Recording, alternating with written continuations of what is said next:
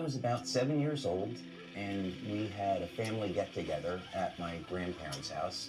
And one of my uncles was an inventor for Bell Labs, an extremely successful inventor. Sweet dreams, little friends. And now for the Mandarin. First, I better check my energy gauge.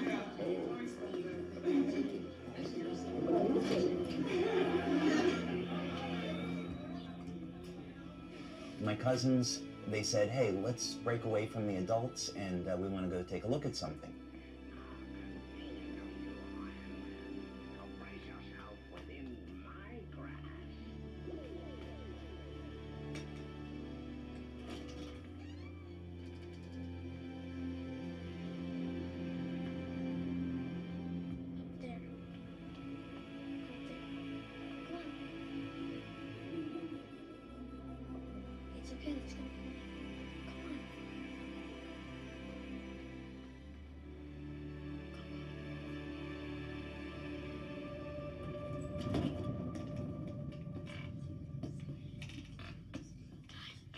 So we went up into the attic.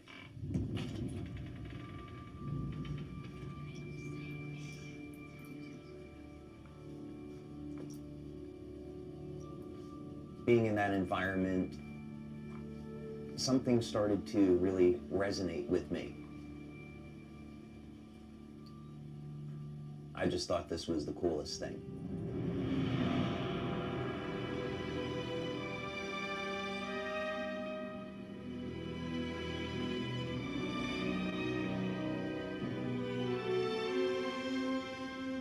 And when we got up there was something covered by this blanket. My cousins took the blanket off, and I saw this incredible machine. It had all of these tubes, electronic controls, dials, and I was immediately fascinated.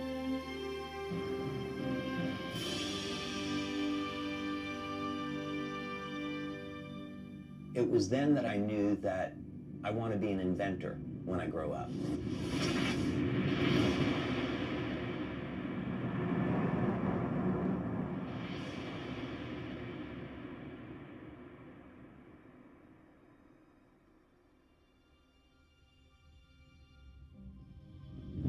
My name is David Schmidt. I am a husband, father, inventor, and the CEO and founder of LIFEWAVE.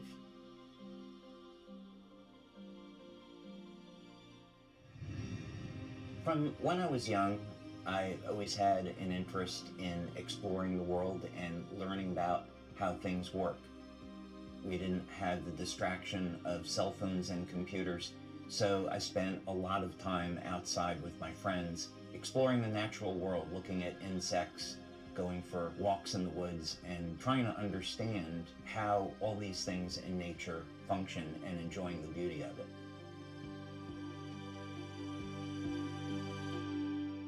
So we've asked science to tell us who we are. We have an answer, and many scientists are not comfortable with where that answer is leading. The origin of life problem is, I think most scientists today claim that that is the most difficult problem, and we still face it. Sometimes people talk about, well, we could create life in the lab, but in that case, it's usually an intelligent design explanation because you have the scientists with their intelligence bringing together chemicals, not that they find in nature, but from a chemical supply company, and then putting them together in some very intentional way. Science is arriving at the place where our ancestors invited us to begin. And that is with the understanding that we are part of, rather than separate from, the world around us. Could it be that who or whatever is responsible for us left us a message? If this is true, where would we look for proof? God has left his fingerprint in nature and in natural design. And by studying nature with this perspective, we can unlock some secrets that have been hidden. The DNA is thought of as a reservoir or a repository of information, but actually it's much, much more than that. there's a message encoded into the DNA of all life. What it says is that the elements that make us who we are not random. And as we begin to embrace what that means, that we're part of everything that we see happening in the world, it gives new meaning to what it means to be human.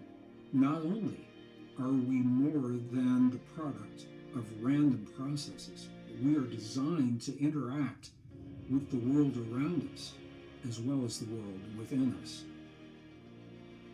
In our DNA, there is actually a link to the ether where light is emitted. Light is information. We are constantly receiving information and transmitting information into the world around us, into the field around us. Light, as it turns out, is the primary control mechanism for everything else that happens in the body.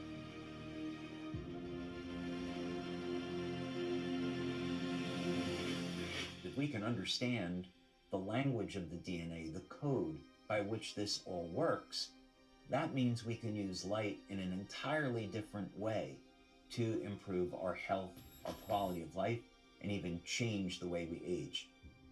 What if we could have an external electromagnetic field that would essentially reset the stem cells that are already in our bodies and get them to function like younger, healthier cells? What if we could embed wavelengths of light into water that would trigger the regenerative mechanisms and cause people to heal at a rate as when they were younger? What if we actually found out that in a book that was written thousands of years ago, that information already existed? The first sentence of the book of Genesis is about, in the beginning, how God created the heavens and the earth. So when God was creating the heavens and the earth, there was a mathematical blueprint, and that blueprint shows up in nature. And it happens to show up in organisms that don't age. The mathematical codes are identical. The implications to this are absolutely extraordinary. There's a new philosophy that is emerging in the scientific community. And the philosophy simply says that consciousness informs itself through its creations. And I think it's no accident that it's only now, at this time in history, only now, we find the message that reveals the deep truth of our existence. The question is, what is our potential? What are the limits of a human body? What drives me is that there's this enormous sense of hope that we can create technology to generate clean energy, that we can have foods that aren't genetically modified, and we can meet all of the needs on the planet that we have to, and that we can heal people and give them their lives back.